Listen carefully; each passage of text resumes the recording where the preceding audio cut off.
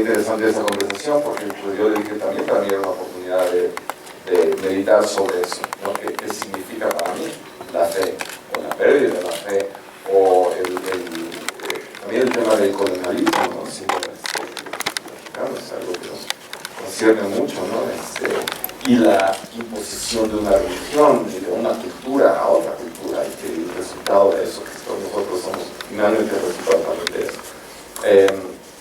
Entonces, esa es como la primera inspiración es qué es lo que queremos contar y qué es lo que yo quiero explorar como persona, no como fotógrafo todavía. Pero una vez que ya empezamos a visualizarla, empecé a pensar cómo verían estos padres jesuitas portugueses, cómo verían ellos el mundo, y en particular que tienen esta visión tan estricta y tan para ellos importante, ¿no?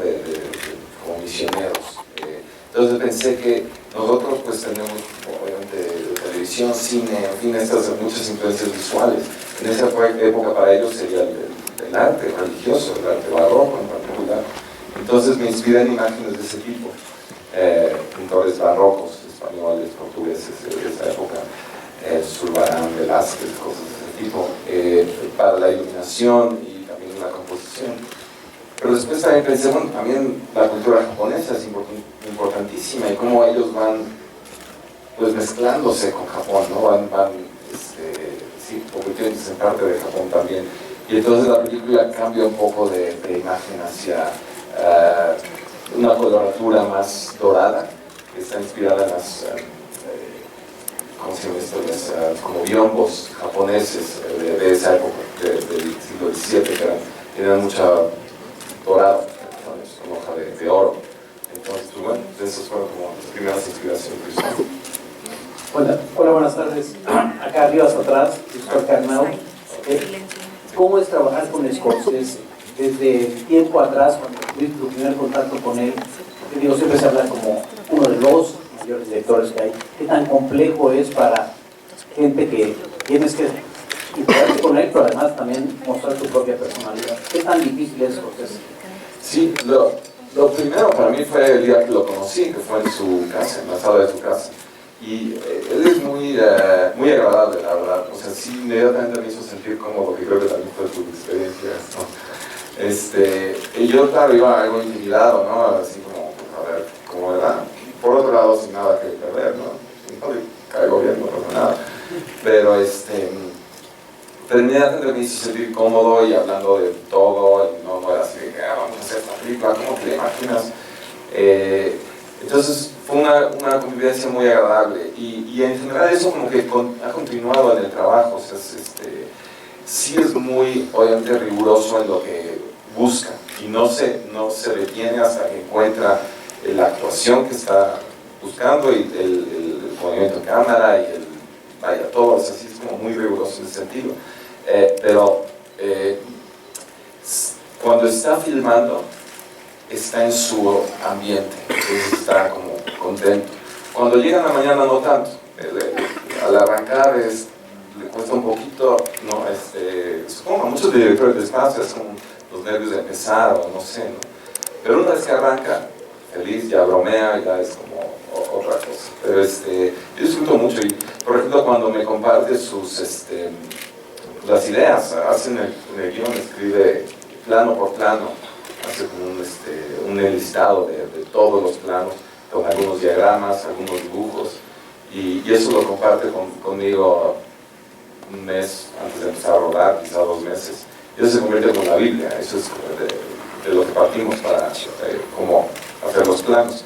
Entonces yo ya sé qué es lo que quiere hacer, yo llevo al set y miro su enlistado y digo, bueno, no sé, un dolly de izquierda a derecha, tal, y pues yo lo preparo. Entonces cuando él llega se lo muestro y pues generalmente pues, le gusta o me pide algún ajuste o lo que sea, pero pues así es. Entonces sí es agradable, o sea, sí hay una buena energía, o sea, como que tiene, especialmente en Silence, él, como es un proyecto que lleva tanto tiempo queriendo hacer, y las locaciones eran difíciles a nivel físico, y él pues ya es mayor, pero él se subía a todas las montañas, lo que hiciera falta, el lodo, se le atoraran las botas, todo estaba, pero estaba ahí.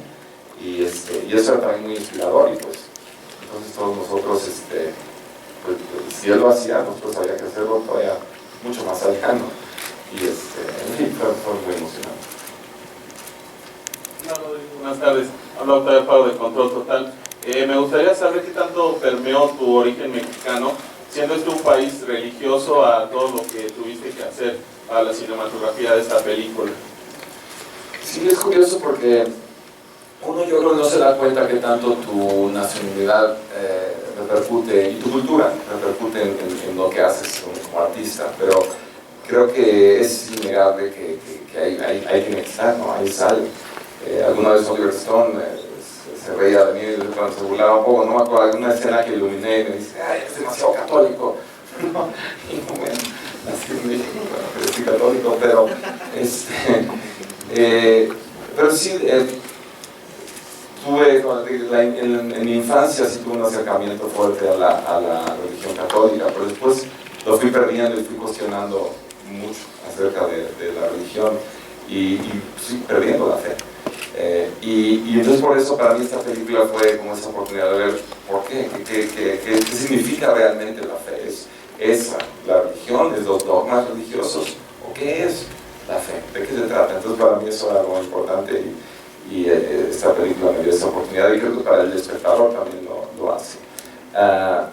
Pero sí me ha pasado a lo largo de mi carrera que de pronto me doy cuenta de las cositas en las que mi cultura se mete. No tengo claro en silencio dónde está eso, pero sé que tiene que estar. Y realmente es muy interesante, creo, la mezcla de eso, de los que participamos, ¿no? de distintos países, distintas culturas. Y pues bueno, terminamos haciendo en Taiwán, ¿no? Que no es la historia es bastante lo que ocurre en Japón, pero incluso eso afecta, ¿no? Todo es, el resultado de la película es la mezcla de todas estas culturas. Entonces, como también la película se trata de eso, ¿no? De los portugueses en Japón, entonces la mezcla de esas culturas y ese choque también, ¿no? Como las culturas chocan y hay un resultado, a veces podemos decirle positivo o negativo, no sabemos. La conquista de México, podemos decir, es una cosa espantosa, pero probablemente si eso no hubiera ocurrido, yo no sé si yo estaría aquí o ninguno de nosotros, ¿no? Entonces, bueno, en fin, y la película cuestiona muchas de estas cosas y no da soluciones, no hay buenos o malos, lo cual también me gusta de esta película, que más bien te hace a ti mismo cuestionarte dónde estás parado. Hola, por acá Rodrigo. Felicidades, Mario, hablas del diario Reforma, ¿cómo estás? Muy bien, gracias. Oye, preguntarte algo, lo primero es muy obvio, ¿cuál sería tu plano favorito de Silence, la película? Y la segunda pregunta sería, bueno, has trabajado al lado de grandes directores, pero también al lado de grandísimos actores. ¿Cuál es tu percepción? ¿Cómo viste detrás de la cámara durante el rodaje? ¿Cómo viste a Andrew Garfield, que regaló una actuación fantástica? Está nominada por esta película, pero bien pudo haberlo hecho. ¿Qué nos puedes contar de Andrew? Mis planos favoritos hay muchos, pero creo que uno que me enorgullece que lo hayamos logrado es un momento cuando están los tres japoneses crucificados, que no sé si se puede hablar de cosas específicas de la película, es un spoiler como dicen, pero en fin, llega una ola, es un plano muy tremendo, muy fuerte, y además lograr hacerlo, encontrar la manera de hacerlo y la logística, porque no sabíamos cómo íbamos a hacer, o sea, al empezar a hablar de esa escena, pues, ¿cómo vamos a hacer? Es peligrosísimo. Y en fin, lo logramos, y no voy a entrar en detalle de cómo lo hicimos, pero fue muy complicado y entonces me da mucho orgullo que quedó así, es muy impactante. Los actores, pues es muy curioso cómo cada actor tiene un método muy diferente de cómo llegar a la emoción. Andrew Garfield en particular, pues no sé si se puede llamar un actor del método, como dicen, pero sí que él le gusta vivir al personaje y se preparó por mucho tiempo, fue a estudiar, ¿no? Como jesuita, fue a un monasterio por no sé cuánto tiempo, tú sabrás, ¿no? Casi 3 semanas estuvo en el monasterio, y realmente él cuando llegó al set era Rodríguez, no era Andrew. Yo le decía Rodríguez, tal. y se metió mucho en el personaje, perdió mucho peso, hay una preparación muy profunda. Entonces, lo que tú ves en la película son emociones auténticas, o sea, es de sangre del alma. Hay una anécdota interesante que es cuando hay una escena donde ve después de mucho tiempo a otro personaje, tampoco voy a decir quién, pero es algo que su personaje ha estado queriendo y buscando por mucho tiempo. Entonces él pidió no ver a ese actor hasta ese momento, no conocerlo, no ensayar la escena, no hacer nada por el estilo, y efectivamente no ensayamos, rodamos la cámara en un acercamiento de Andrew, de Ron y de Mason, y su reacción es la que salió, la toma uno. Entonces, en fin, esa es la técnica de Andrew. A cada acercamiento de él le montábamos todo el tingladito, con todos los samuráis y todos los del pueblo, todos los japoneses fuera de cuadro, o sea, no salían, todos ahí atrás, y vestidos, todo. Le montábamos toda la acción para que lo viera y lo sintiera, y pues, bueno, por eso creo también que sea algo tan importante.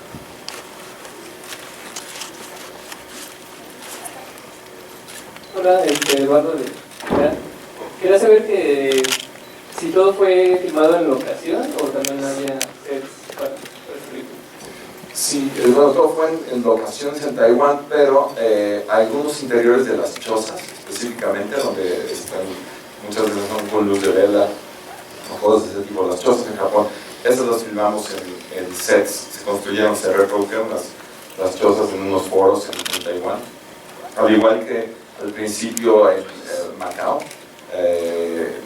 hay una escena interior en una iglesia, eso también se construyó, es en un foro, o sea, es un interior, y en esos mismos estudios en Taipei filmamos varias otras escenas, pero en exteriores, eran unos como sets que se construyeron en exteriores, incluyendo las grandes escaleras de Macao, ¿no? Impresionante ese set que construyó Dante, impresionante. Los sets eran alucinantes, y todos los pueblos que se ven, los que se construyeron, no había nada, fuimos a escoger los lugares, las locaciones, y tenían que tener varias características, entre ellas que hubiera un lugar donde los padres pudieran estar ocultos y mirando lo que está ocurriendo, y todo este tipo de cosas. Y bueno, ya que escogimos los lugares, Dante construyó todos estos pueblos. Fue un gran trabajo de él también. Hola, Salvador Franco del Grupo Imagen. Me gustaría preguntarte, Rodrigo, si extrañas algo de los años en los que hacías cine en México, algo que no hayas encontrado en los blockbusters de excelencia, aunque también han sido muchas películas de autor, ¿no? Y la otra también, ¿por qué crees que México, de manera histórica, tiene esta fama de tener grandes cinefotógrafos? Figueroa, por supuesto, hasta ustedes. Y bueno, tú sigues siendo miembro de la AMC, que es la ASC mexicana. Pues extraño las botanas que luego ponen, las quesadillas y este tipo de cosas. Extraño también, pues bueno, los tiempos en que cuando estaba empezando, ¿no? Después de la escuela de cine y haciendo películas como Sobrenatural, con Daniel Groener, como Dame de Noche, con Eva López Sánchez, muchas de esas películas que eran mis compañeros de la escuela, eran con los que estudié. Entonces, es una camaradería, es una búsqueda, incluso Amores Perros con Iñárritu, como es el descubrir y el arriesgarse sin saber qué va a pasar. Ahora, al decir eso también quiero apuntar que siento, o por lo menos trato de que eso sea lo mismo ahora, ¿no? O sea, con mi colaboración con los directores que trabajo, trato de traer eso mismo, como de estudiante de cine, como de ahora vamos a ver qué hacer, como de no saber cómo hacer cine, como descubrirlo otra vez con cada película. Y Scorsese tiene eso, por eso lo que comentaba hace rato, de que él me dijo, no sé cómo vamos a hacer esta película, cómo se debe hacer. Es como, no es de yo soy Scorsese y ya tengo dominado el lenguaje cinematográfico, no se preocupen, va a salir bien, ¿no? O sea, siempre es esta duda, ¿no?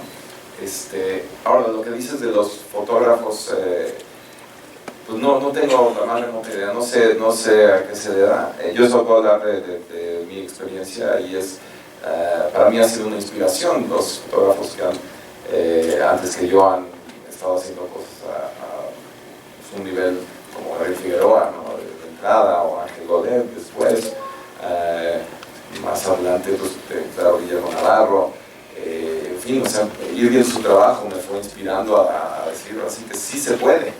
Y también recuerdo cuando vi las primeras imágenes que vi de la película Bandidos, el fotografía de Lubezki, fue su primer largometraje, y me impactó mucho. Y dije, bueno, ahí está la prueba, es decir, en México podemos hacer imágenes al nivel de cualquier lugar del mundo, no hay excusa, no es de presupuesto, no sé qué, no hay excusa, o sea, tienes una cámara, vaya, punto, o sea, aunque no tengan ni luces, hay forma de hacer imágenes poderosas, y eso es lo que me inspiraron todos ellos, y después pues pude empezar a trabajar con Lubezki, también me tuvo que colaborar con Navarro, y pues ellos fueron los que también me inspiraron a ir y ver si había manera de trabajar en otros países, no solo Hollywood, sino salir y expandir, ¿no? Romper las fronteras. Y pues cuando nos mudamos a Los Ángeles, Navarro me apoyó mucho en ubicarme, con quién hablar, todo eso, Lubezki también, estoy muy agradecido con ellos. Entonces creo que en mi caso en particular eso ha sido lo que también me ha impulsado a cada vez tratar de ir un poco más allá, ¿no? Los que vienen de casa. Rodrigo, de este lado, el Marcos Camacho del diario Esto, de esa parte de nuestra historia. Pues a mí siempre me ha fascinado la época alrededor de la Revolución Mexicana y esa época me parece fascinante, nuestra historia. Mi abuelo luchó en la Revolución y nos contaba muchas anécdotas de sus experiencias y pues vaya, por eso desde chico me fascinaba. También me interesa mucho la época de la Guerra Fría en México, desde los 60, 70, 50, 60, 70, es como una época también bien interesante en nuestro país. Los 90 también, claro, es cuando yo empezaba mi carrera y pasaron cosas alucinantes en una política obviamente lo que vivimos ahora es el resultado de todo eso, ¿no? Pero recuerdo mucho los 90, ¿no? El asesinato de Colosio y todo esto fue como un giro que de pronto nos removió a todos de maneras inusitadas y esa es una época que también me interesaría mucho ver retratada en el cine. ¿Qué director? No sé, ahí sí no lo sé, yo tengo aquí en proyectos, pero bueno, son temas que a mí también me interesan y que quizá algún día si tengo el guión apropiado, pues igual sí me gustaría, porque más que nada me interesa la política, pero me interesa más cómo afecta todo esto a las personas y en su mundo, en su pequeño mundo, ¿no? Como de pronto algo tremendo que está pasando en el país, en el mundo, nos afecta como individuos y nuestras relaciones entre nosotros y nuestras familias. Entonces, pues en ese sentido me interesaría temas que tengan que ver con esas épocas, pero que les pasa a las personas en sus vidas personales. Hola, aquí abajito, acá primera fila. César Huerta del Universal. Rodrigo, Gastón, primero me gustaría saber, tu bautizo como productor fue complicado, hubo un accidente, ¿no? Si no me recuerdo, en la construcción de algunos sets. ¿Cómo vivir un productor mexicano eso? Digo, entras y de pronto te encuentras con esto. Y Rodrigo, hace algunas semanas, unos meses, estuvo Emanuel Lubezki aquí a unas cuantas calles en el auditorio. Él decía que no volvía a México porque cuando quiso ya no pudo. Le comenzó a llevar trabajo, evidentemente tuvo familia allá y pues bueno, ya no encontró manera de irse para acá trabajar. ¿Cómo ha sido tu caso? ¿No te llaman? ¿Creen que eres caro como fotógrafo? ¿Qué ocurre con tu llegada a México? Y una segunda es, sin echar la sal, por supuesto, ¿que hay desventaja camino al Oscar con el premio que ganó la asociación Grey hace unas semanas o no? Gracias. Parece un acuerdo. En efecto, íbamos empezando con la producción, teníamos poco tiempo, todo el equipo en Taiwán, ya a días de iniciar, y recuerdo perfecto que estábamos, la construcción que se refería a Rodrigo que hicimos en el set era Nagasaki, siglo XVII, 2017 se reconstruyó las calles y templos y infraestructura de Nagasaki. Nos dimos cuenta que un templo estaba desbalanceado, que se había construido, entonces pedimos a unos trabajadores que reforzaran el templo. Y muy lamentablemente en el esfuerzo de reforzar el templo se colapsó, cayó encima de los trabajadores y lamentablemente uno murió inmediatamente y otro fue llevado a urgencias en terapia intensiva, vivió, pero por una problemática muy fuerte. El primer tema que sucede ahí es que el productor tiene que tomar las cartas en el asunto. Hablé con Scorsese por teléfono, en ese momento habíamos visto el templo, yo estaba en México, volé a Taiwán en esos días, hablé con Scorsese, muy destrozado, muy devastado, creo que no le había sucedido eso en su vida, y estaba muy preocupado. Y fue, pues, como bien dices, un bautismo muy fuerte, porque tuvimos que lidiar con el gobierno que detuvo la producción hasta que se hicieran las investigaciones pertinentes, y fue un día a día de negociación con el gobierno y las investigaciones. Acompañamos a la familia, tuvimos que atenderlas y por supuesto todo el tema del seguro familiar y demás. Tuvimos que ir, acompañamos a la familia incluso en el funeral. Fue todo un proceso muy fuerte y hubo el riesgo de que la producción se detuviera semanas o meses. Y eso hubiera sido absolutamente fatal, porque la investigación iba a tardar. Afortunadamente se agilizó y el gobierno hizo su investigación ágilmente de Taiwán y se determinó que fue un accidente y el seguro cubrió y pudimos seguir con un breve retraso en la producción. Pero en efecto fue uno de mis bautismos de la producción que, repito, fue titánicamente problemática en muchos sentidos. Yo nada más quisiera apuntar que Gastón realmente su trabajo fue extraordinario. O sea, yo recuerdo muy bien su momento, fue muy duro. O sea, sí, todos pensábamos que se caía la película. Porque no solo por eso, sino que antes hubieron como momentos de dificultades serias. Pero Gastón, la verdad es que vino y su producción creativa, creo que es lo que realmente ayudó a que finalmente la película sí se pudiera salir adelante y bueno, y cuando arrancamos fue bueno, ok, aquí estamos, ya está corriendo la cámara, ahí están los actores, ya está, ¿no? Pero antes de eso no había certeza, y te quería pedir, César, ¿me puedes repetir las preguntas así resumidas? No, el por qué, ¿qué ha pasado con no ha regresado a México? Sí. ¿Te creen que eres caro los directores? Sí, claro. Y esta quizá desventaja con la que pudieras arrancar, tomando en cuenta el premio que ganó Grey, con el que también está en la terna. Sí. Bueno, a ver, te contesto la de Greg Fraser, el primero. De entrada, por cierto, pienso que Lion está muy bien fotografiada, me gusta además que la SC haya premiado una fotografía no espectacular, que es lo que tienden a hacer los premios, tienden a premiar no lo mejor, sino lo más, lo que sea más, la edición con más cortes, la fotografía que notas, en fin, este tipo de cosas. Y Lion no se nota la fotografía y en ese sentido me dio gusto que le dieran el premio. Los que votan para la academia, para ya el ganador del Oscar, no son los fotógrafos, son todos los miembros de la academia, a diferencia de las nominaciones. Sí nomina cada rama su propia rama. A mí me tocó votar para las nominaciones de fotógrafos solamente, pero ahora para lo demás pues me toca votar para todo. Entonces es distinto, porque la SC sí votan solamente directores de fotografía. Entonces no tengo idea todos los votantes por qué se vayan a ir. Muchas cosas influyen y también influye la época política que se vive, ¿no? Todo ese tipo de cosas. Entonces son factores tan fuera de tus manos que realmente no tienen que ver con la calidad del trabajo. Entonces, bueno, en ese sentido, por eso digo, si te lo dan, increíble. Y si no, no voy a sentir que mi trabajo no es digno y no es lo que merece esta película, ¿no? Entonces, bueno, por ese lado pues ya veremos y mientras tanto disfrutaré. Y con respecto a regresar a México, pues sí, es cierto que una vez que se echa todo a andar en Los Ángeles, en este caso, se dificulta volver. Y una de las razones, sí creo, en particular en publicidad, que era lo que yo hacía mucho aquí en México, que pues me llamaban. Al principio yo tenía que estar yendo y viniendo, cuando recién me mudé y venía y filmaba algún comercial, me volvía a ir.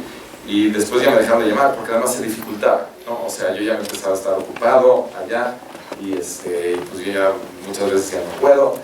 Y es lo que pasa, la gente de pronto ya deja de pensar que estás disponible, entonces te dejan de llamar.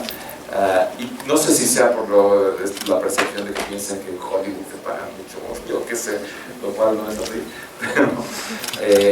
Pero pues quizá sea ese rollo de percepción. Y sí de estar disponible. Sí ocurre, ¿no? Que empieza a trabajar, empieza a ser conocido y pues, vaya, empiezas a tener, por ejemplo ahora, ¿no? Tengo mi próxima película que me va a tener ocupado yo creo que casi el resto del año. Probablemente, entonces es como difícil comprometerme a hacer un trabajo en México. Pero bueno, sí sigo con esa esperanza y sí espero que se haga una película aquí próximamente. Hola, aquí abajo. Aquí. Hola, Norma Angélica Pérez de 724. Primero, Rodrigo, a propósito de esa disponibilidad, ¿podrías compartirnos qué hay en tu agenda los próximos días? ¿Vas a estar, no sé, unos días aquí en México, no? ¿Tienes trabajo? ¿Qué hay de aquí al último domingo de febrero, que es la gala de Mezcal?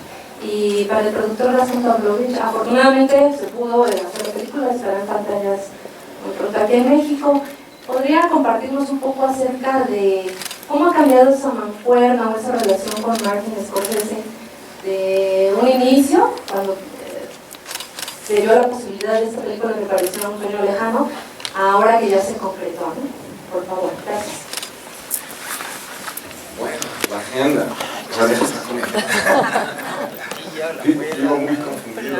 Sí, he estado bastante ocupado, vengo de hecho de Chile, estuve filmando por allá una publicidad que también dirigí. Y después de esto, bueno, pues voy a estar pues unos días, bueno, en la premiere y promoviendo la película, que me importa mucho, de verdad me importa mucho que esta película se vea mucho, y en particular en México, creo que aquí va a jalar muy bien. Entonces voy a estar en esas. Tengo un par de reuniones aquí en México con un escritor y una persona de mi familia para un proyecto que estoy desarrollando a largo plazo para una película. Y después me regreso a Los Ángeles. Hay también varios eventos relacionados con el Oscar y bueno, tengo algún comercial y luego los Oscars y luego veremos. Probablemente poco después tengan que empezar a preparar el The Irishman de Scorsese. No sé exactamente cuándo ocurre eso, pero pues eso es lo que sigue. Se fijaron que volteó a verme con el Irishman. A tu pregunta, la mancuerna es extraordinaria, afortunadamente. Creo que lo que logramos con Scorsese, incluyo a Rodrigo, generó una vinculación y una confianza absoluta. Cuando uno se conoce en circunstancias tan complicadas y sales adelante en ellas, creo que se fortalece mucho ese vínculo, y tengo la fortuna que inmediatamente me pidió que le ayudara a producir Irishman. Estamos muy cerca de anunciar la fecha, te aviso muy pronto, oficial, estamos cerrando el deal. Ayer tuve una conversación con el equipo Scorsese y con otros, y estamos, como dicen en el verbo de fútbol americano, porque así me lo dijeron, en la yarda 99, que es una yarda para ya poder anunciar formalmente The Irishman.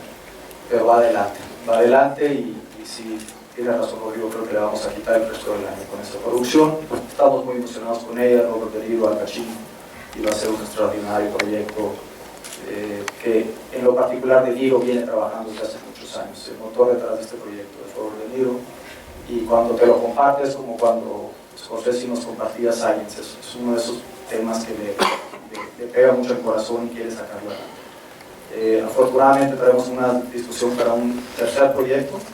Ese me emociona a mí en lo particular porque es un tema cercano a nosotros, pero tendría que en próximas fechas poder avisarles cuando logremos aterrizarlo un poco más. Hola, Rodrigo, Guadalupe Andrade de Univisión. ¿Qué obstáculos enfrentaste para que creyeran en tu trabajo en Hollywood? Y la segunda, ¿consideras que ahora que Donald Trump está armando Estados Unidos afectará para que los latinos continúen abarcando el terreno en Hollywood? Perdón, me voy a interrumpir. Si podemos enfocarnos un poco en la película, porque tenemos poco tiempo y hay varias preguntas de otras personas. Podríamos contestar solo la primera y después en un otro momento, quizás saliendo, pueden tener, pero ahorita no podemos por los tiempos que tenemos. Disculpa. que ¿cuál era la primera pregunta? De hecho, me clavé con la segunda. De los obstáculos que enfrentaste para que creyeran tu trabajo. Ok, gracias. Curiosamente no sentí grandes obstáculos. Tuve la fortuna de que en esa época salió Amores Perros. Antes de eso, Un Embrujo de Carlos Carrera. Esas dos películas creo que fue lo que como que me impulsó y se vieron a nivel internacional. Obviamente en particular Amores Perros, pero incluso las primeras películas americanas que me ofrecieron, Pecado Original, por ejemplo, no tiene nada que ver con Amores Perros, porque el director había visto Un Embrujo más bien. Lo mismo que Frida de Julie Taymor, estaba más basada en Un Embrujo que en Amores Perros. Después 8 millas, ¿no? 8 Mile, claro, me salió por Amores Perros, en fin. Entonces tuve la suerte que tenía como, no era solamente una película con un tipo de fotografía con la que empecé a trabajar en cine americano. Entonces no fui como encasillado en este es el fotógrafo que solo hace cámara en mano y esta cosa urbana, sino que ¿no? Me tocó hacer cine de época también y he tenido la suerte en mi carrera de ese tipo de variantes este año mismo, ¿no? Con Passengers, ciencia ficción, ¿no? Después de, que fue inmediata después de terminar de rodar Silence en Taiwán, ¿no? La voy a hacer Passengers. Entonces he tenido esa suerte, o sea que, y además como que no pienso en eso, en los obstáculos, o sea como que si sientes que vas a tener obstáculos, pues quizás los tengas, más bien es pues ir y a ver qué pasa, y si no pasa, pues no pasa por algo, pero no siento que sea porque alguien te pone una traba, sino por otras circunstancias. Rodrigo, por acá otra vez, Sandra García de Televisa Espectáculos. Como nominado al Oscar por Silence, ¿qué opinas del travel ban? ¿Crees que afecte a la industria? Vaya, un colega pues ya le sucedió y demás. ¿Puedes compartir tu opinión acerca de esto? No sé, yo pienso que ese tipo de situaciones siempre hay una manera de sacarla adelante. Como he dicho antes, en el cine no hay fronteras, o sea, hay cine de distintos países, claro, y que hablan de la cultura de un lugar, en fin, ¿no? Eso es importante, que haya una expresión específica de cada región y de cada tipo de sociedad, ¿no? Como para todos nosotros entender la humanidad en general. Entonces no quiero decir con eso que el cine tiene que ser universal. Creo que sí tiene que ser específico también de los lugares y de las personas. Pero sí creo que el compartir culturas y por ejemplo Ang Lee, que hace películas de todo tipo, cualquier cultura.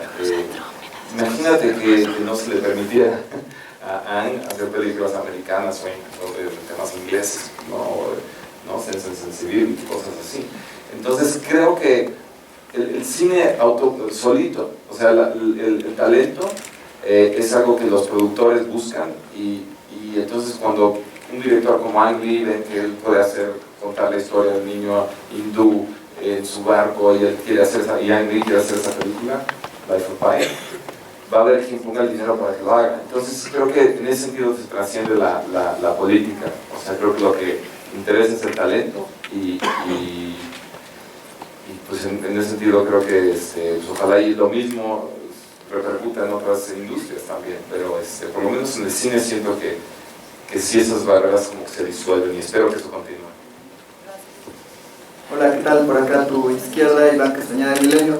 Me gustaría saber, en la película claramente se ve una segregación entre la sociedad, que bueno, durante toda la historia vemos cómo luchan de alguna manera para estar unidos.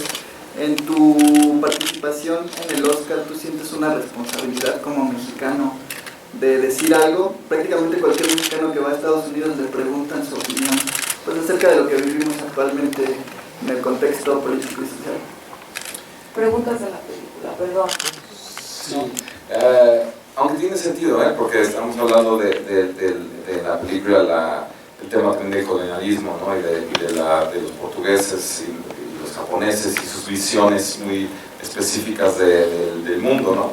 Y en ese momento Japón, aunque con anterioridad sí permitían religiones extranjeras y habían misiones cristianas y todo eso, llegó un momento en que un nuevo líder decidió acabar eso y no permitir que entraran las nuevas, más bien erradicar las religiones extranjeras, porque temían que a través de la religión era una forma de colonialismo y de dominio de la población, que efectivamente es algo que sabemos que es cierto y que en México pues, se vivió, ¿no? Con la conquista de los españoles. La religión fue utilizada sin duda para avanzar la colonia, pues, y el dominio, ¿no? De los españoles en México. Entonces por eso también me parece muy relevante el tema de esta película. Como digo, no sé si eso es bueno o malo, ¿no? Es lo que es. Y la película lo retrata también así, no dice los japoneses son los buenos porque quieren evitar el colonialismo, o viceversa, los misioneros son los buenos porque son rete lindos, ¿no? Y no hay buenos ni malos, es nada más ver y nosotros tomar esa decisión. Lo mismo yo personalmente en los Oscars, o sea, yo no planeo hablar directamente de política, ¿no? Creo que el arte habla por sí solo y creo que la película habla de estos temas y por eso creo que me interesa promoverla, porque es un momento en el que hay que ver estas cosas y hay que hablar de temas de segregación y de colonialismo y de culturas y de separación y de ¿no? Este tipo de cosas que la película también habla de eso. Hola, ¿qué tal? Noche Aguilar de Prensa Escenario. A mí me gustaría preguntarte si en algún futuro te gustaría dar algún curso para fotógrafos. Yo soy la primera a apuntarme. Y la segunda es que, ¿qué elementos crees que debe tener un fotógrafo para ser un buen fotógrafo? Gracias. Sí he dado cursos, de hecho, del mismo que hice en Taiwán. Y pues sí me interesaría también hacerlo en México. Y lo he hecho antes también en Guadalajara. Alguna vez hice un pequeño curso, una demostración de iluminación y ese tipo de cosas. Me gusta, disfruto de eso. Ahora mismo en UCLA, en Los Ángeles, tengo el puesto que llaman Cinematographer in Residence. Entonces, cada X tiempo daré una plática o haremos unos ejercicios de iluminación o cosas así.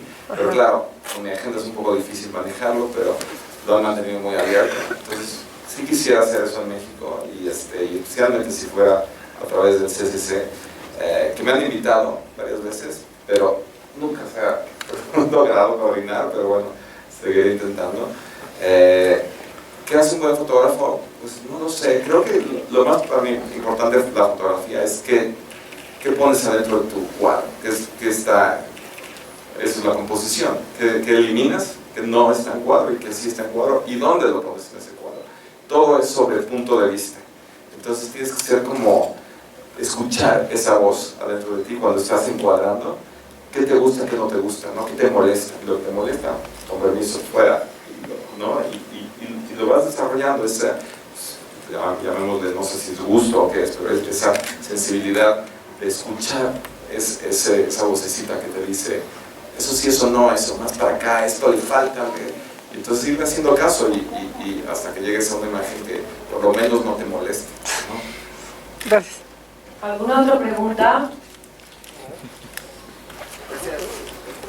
Gracias a todos. Gracias, Gastón. Gracias, Rodrigo. Gracias, Armando. Gracias.